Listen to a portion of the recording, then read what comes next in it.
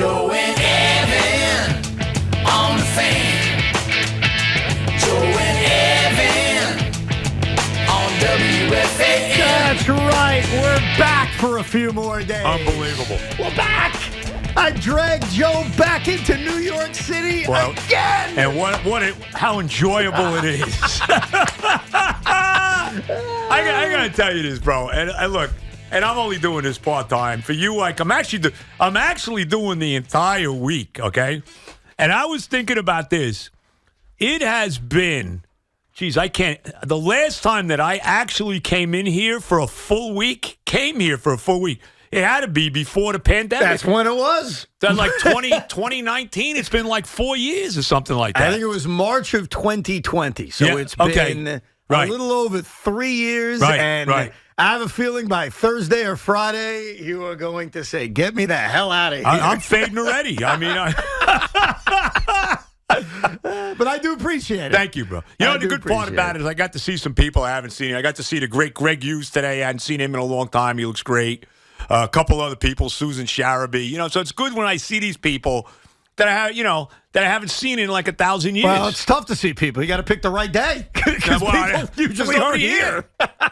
No, I know. I'm here more than most of the people that work here full time. I know. It's unbelievable. You're here more than me lately the last couple of weeks, which I appreciate. And this is your first show as a 40-year-old, right? Ah, yes. Thank you. Yes. Happy birthday. Thank you very much. How's it feel to be 40? I feel sorer than I was at 39. Is that true? My back hurts a little bit more. My knees hurt a little bit more.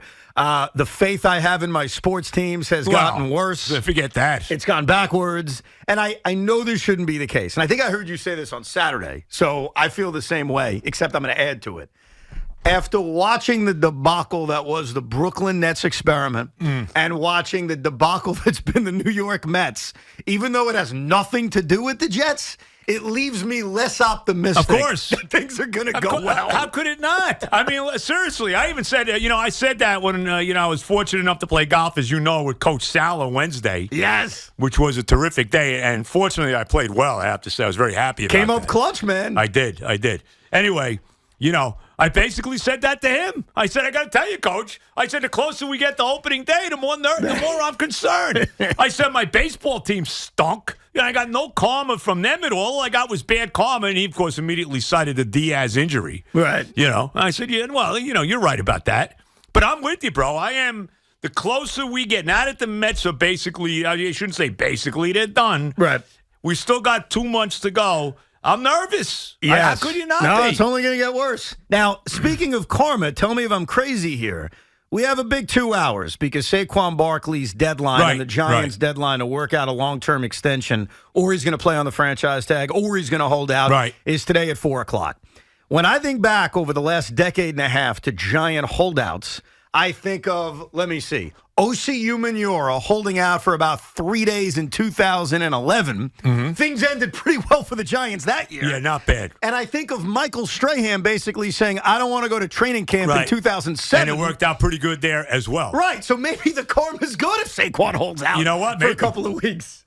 Maybe. I don't think they want to pay him. If you really want to ask me, bro, they don't want to pay him. I really believe that. Joe, I completely agree with you. The impression I have gotten over the last few weeks and months, and look, we're going to get an answer in the next 2 hours. We'll find out if we've read this completely wrong. The impression I've gotten is they almost prefer Saquon on the franchise tag.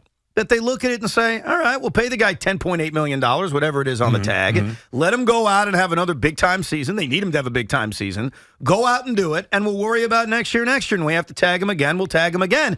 But based on the reports of what they've offered Saquon Barkley, and the only number that matters is guaranteed money. Right. That's it. Right. Years don't matter. Nope. Total value of the deal doesn't matter. It's simply how much. And who's the highest paid? Christian McCaffrey, right? Right. And what's he making, like $16 million a year? He's making $16 million, but he's gotten 30 of it guaranteed. Okay. Derrick Henry got about 25 guaranteed. Okay. The Giants' offer, at least the last reported offer, was between $19 and $22 million guaranteed. And here's the problem, and this is why I don't think they really want him back on a long-term deal. If he gets tagged this year and next year, the guaranteed money is more than that. So if you're Saquon Barkley, as much as you'd love the protections of a longer-term deal, why would you accept something that gets you less money than being tagged this year and next year? It doesn't make any sense to accept that contract. So as long as that's what the Giants are offering, if that's the truth, if that's what they're offering, Saquon Barkley has no reason to sign that extension with the Giants. And that's why I come back to the Giants probably prefer to have, I hate to say a motivated player because honestly I have too much respect for him. I think he's going to be motivated either way. But, hey, go do it again, and we'll tag you again. Yeah, hey, look, we generally these guys are extremely motivated when they're in a walk year of their contract. Maybe not Luis Severino. Maybe not him. Right. But I would say, 85% of the time, these guys are motivated to go out there and, play the best they can for the money. Let's be real. And look, I have respect in that. I think Barkley, even with a long-term deal, is still going to go out there. Yeah, no, I don't look at him as anybody that would all of a sudden, he wouldn't turn into Muhammad Wilkerson. Let's put it that way. Right. But here's the other problem. Tell me if I'm crazy on this. The fact that Saquon Barkley, and everybody keeps repeating the same thing, which I happen to agree with. Everyone says there's no way he pulls a Le'Veon Bell. There's no way he holds out for the full season. No one in their right mind. I don't see that. Right. So you don't think so either? No, I don't. I don't think so either. I heard Sal say it earlier. No one because thinks. Look at what happened to Bell. After he held out for that year, and then he came to the Jets, he was never the same guy. But you know what? Never. When he came to the Jets, didn't he get paid? Well, did he get $27 million he did get guaranteed? paid. I mean, there's no denying that. But we all think Saquon Barkley would never hold out. So if we're all right about that and the Giants are thinking the exact same thing, then what's their motivation to giving him a long-term deal? If they know deep down, hey, right. He may be upset, he may not be happy, but he's going to show up to work. He may miss a couple of days, but he'll be there. Week 1, he'll be there.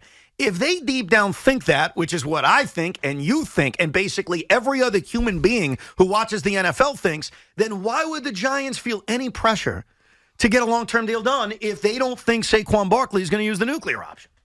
Yeah. What's the pressure? Yeah, no, there's none. Yeah, I can't see Barkley. I could see Barkley holding out maybe for a few days in training camp. Like I could see if he doesn't sign, I don't think he'll show up for the first day of camp, whenever that is. What is it, next week for the Giants? Yeah, it's coming up. Right?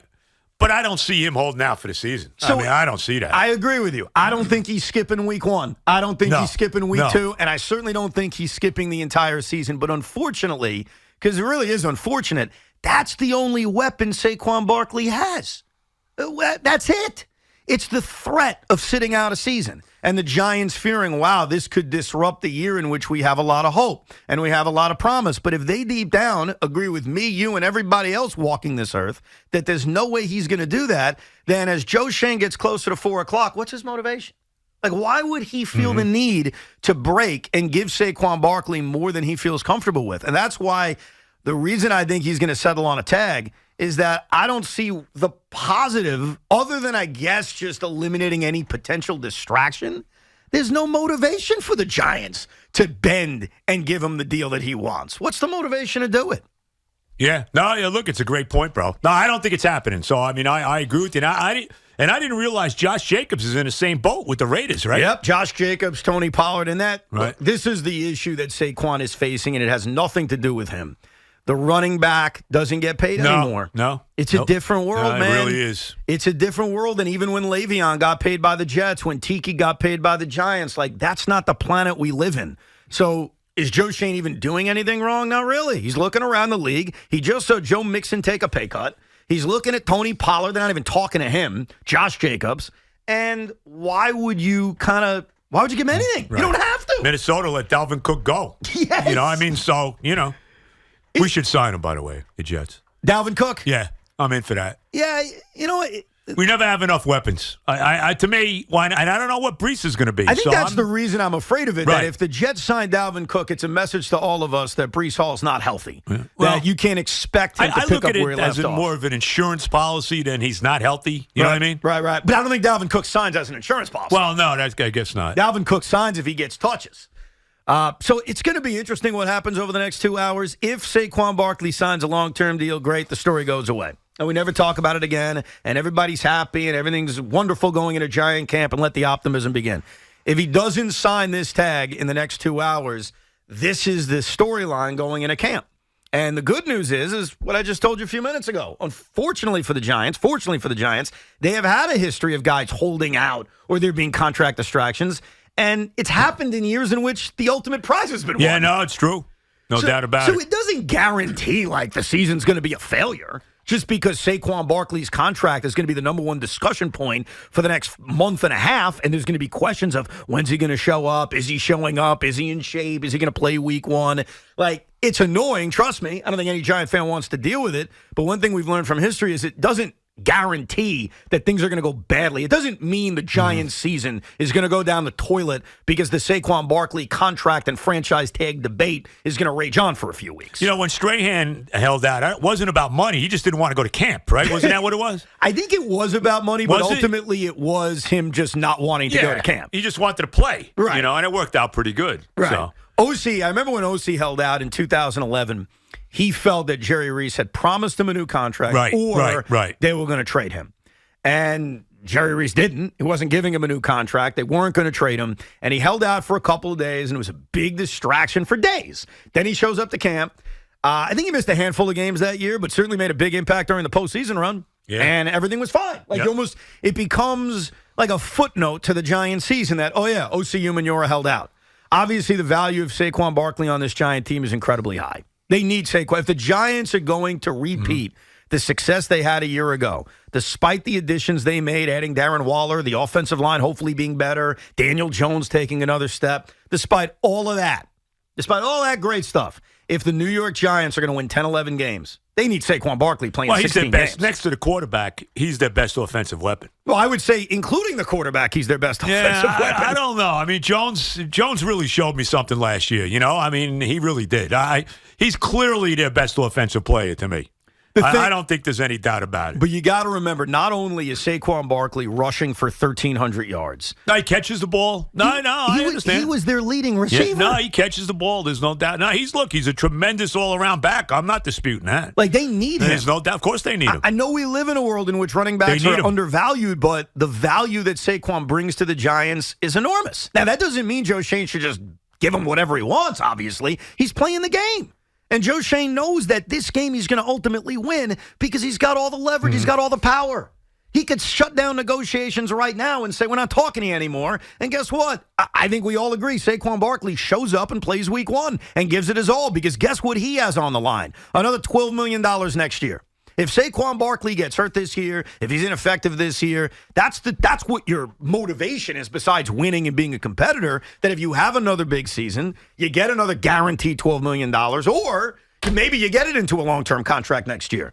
But running backs, man, even at 25 years old, 26 years old, they're just not getting paid the way they used to. Yeah, they're not getting paid. I'll tell you one thing. If you're a defensive tackle, you got paid. Yes, you are. Quinnen Williams, I was very happy to see that. $66 million guaranteed for Quinnen Williams. Yes. And they avoided any nonsense with him. I was very happy to see that. So here's the big difference. Like, well, it's a much more important position. Not only is it a more important position, but ultimately he's going to get that money on the open market. Right. That's right. Like, if you play the game with Quinnen Williams, just like if the Giants had played the game with Dexter Lawrence, which they did and they took care of it, right. Ultimately the marketplace is going to have those guys get paid. The marketplace is not paying Saquon Barkley. The marketplace isn't paying Josh Jacobs. The marketplace is not paying running backs. So when you look at a guy like Quinnen Williams or Dexter Lawrence, two guys who had monster years last year, respectively, yeah, you got to pay them. Because if you don't pay them, somebody else will. And unfortunately for Saquon, even if those 2 first-round picks weren't attached to him, which ultimately is why there was no free agency bidding on him, they put a non-exclusive tag on him. So any team could negotiate with Saquon Barkley, but no team in their right mind is giving up 2 first-round picks for a running back. Nobody. But even if that tag wasn't there and he was a straight-up free agent, what was he getting in free agency? Was he ever going to get the money that Christian McCaffrey got? Probably not. How much guaranteed did McCaffrey get? He got $30 million guaranteed. Is that what he got? 30.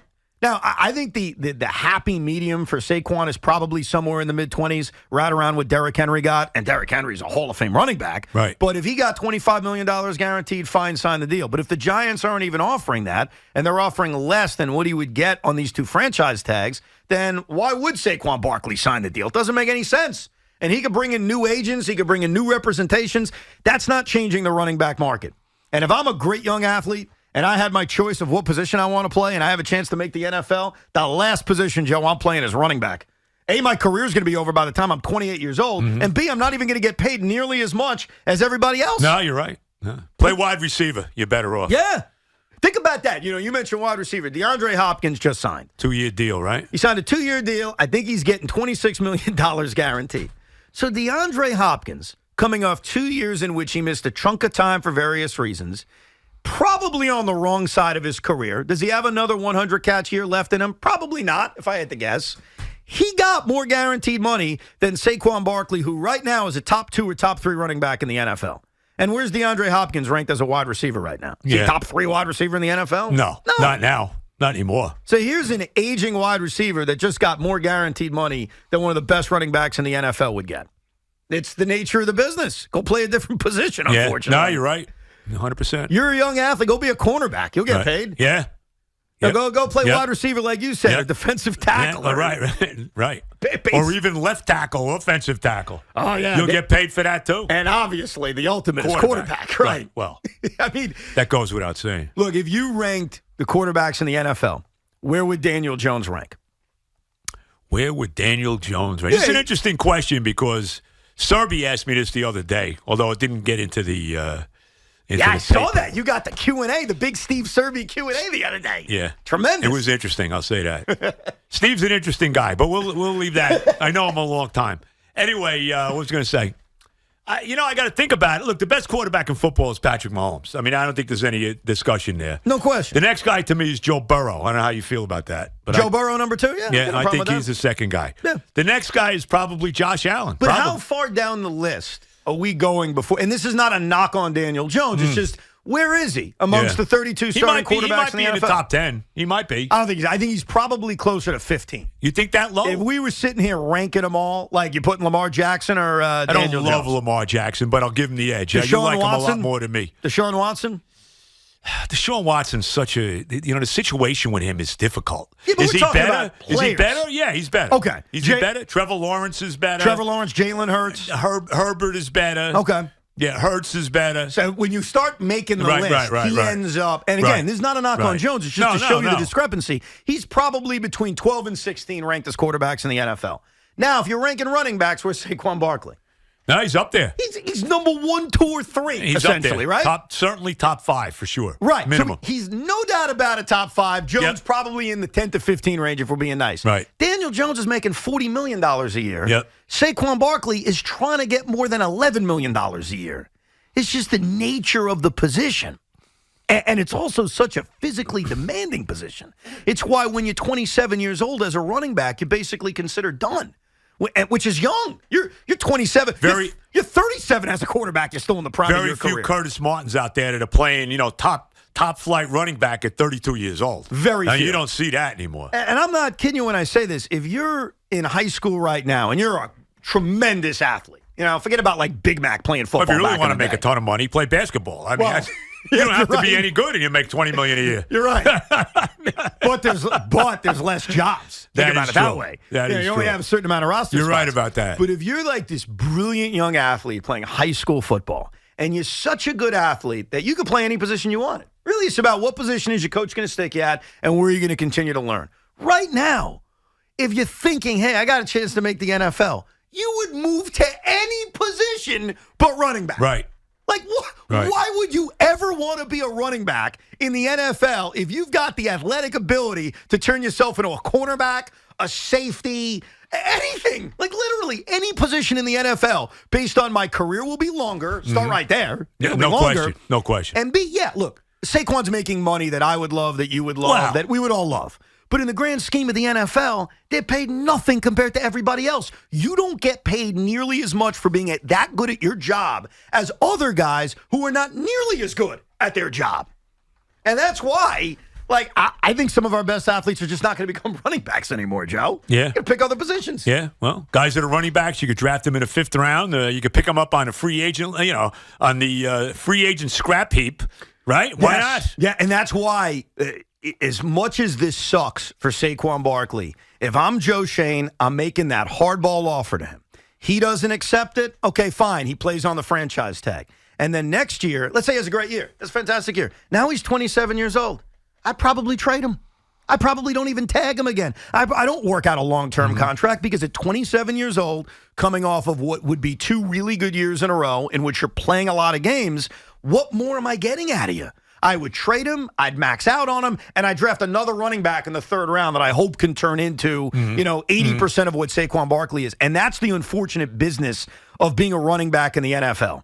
As much as those jerseys sell, and there's a lot of kids with Saquon jerseys, and you want them on your fantasy team and all that, Joe Schoen is not in the business of, hey, does the 12-year-old kid like Saquon Barkley? He's in the business of running a football team. And unfortunately, the way that position is, you get one good year out of him, pay him $11 million, and then no matter what he does, bye-bye. Thank you, Saquon. We appreciate it. And that's just the And unfortunate they didn't draft world. him either, so let's not forget that. Yeah. Shane didn't, for what that's worth, Shane wasn't the guy that drafted him. Well, because Joe Schoen would never have taken a running with back the second that pick high. in the draft? No. Yeah. No, definitely not. And no team would at this No. point. Nope. The one thing I'll argue about the whole they didn't draft him thing is that they didn't draft Daniel Jones either. No. And That's yet true. they still... Well, they had to. I mean, they had to keep, they had to pay Jones. I mean, there was no way they weren't They paying only Jones. had to pay Daniel Jones because Daniel Jones made that big step up. He you know did. what I mean? Like, they didn't have to He pay did. him. And where are they getting the quarterback? That's the other thing. Absolutely. Daniel Jones did something that I could never have imagined 1 year ago. I give him a lot of credit for this. Obviously, Brian Daboll, too. I never would have thought on July 17th, 2022, we would be talking about Daniel Jones forcing his way into another contract from the New York Giants. I never would have thought that. Mm-hmm. I don't know about you. I did not see that happening. Well, I mean, I give the coach a lot of credit, Daboll. I do. And the maturity level. Look, Jones is in his fourth year. I mean, in the old days, it took 4 years to develop a quarterback. You know what I'm saying? Yep, no, you're right. So it's 4 years. It finally all kicked in for him. Now, here's the good news. We will get an answer on this Saquon Barkley We'll be on contract. the air. That's Yes, right. We will find out by 4 o'clock. I have decided to not check Twitter. I'm not going to refresh every 30 Well, seconds. Tommy or Paulie's going to tell us this. It's on them. It's on Vincent Von Vincent, Paul Rosenberg. It's on Tommy Lugauer. If there's any breaking news around Saquon, you bust right into the show and you let us know. All right? Don't bust into the show if the Mets DFA DJ Stewart. Okay? You don't have to do it for that. But you can bust into the show if they DFA Daniel Vogelback. Yes. Okay? If they do that, we're going to throw a party. Okay? Yes. Yes. Absolutely. So we'll keep you posted. We will get an answer by 4 o'clock.